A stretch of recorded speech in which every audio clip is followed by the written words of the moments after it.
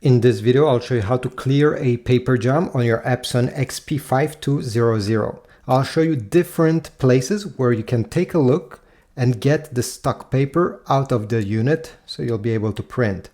Before starting to do anything, after you got the error on your screen, what I suggest is that you unplug the printer from the power source. So go on the back and unplug it. We don't want anything moving around while you're sticking your hands in the printer itself. So the first place I suggest you check is to go on the back of the printer. And over here we have a compartment that is removable. Simply pinch these two gray tabs and pull. This door will come out and you can check for any stuck paper right on the lid. Then go ahead and look over here.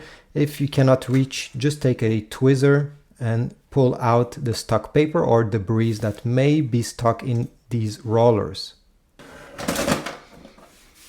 If you didn't see anything wrong, what I suggest is that you lift the top lid of your printer and you take a look inside.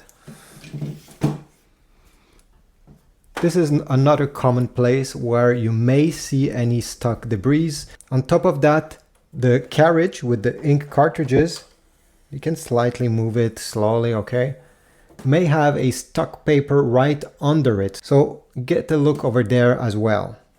You can leave it in any position you want. It will go back to its place once you power on the unit.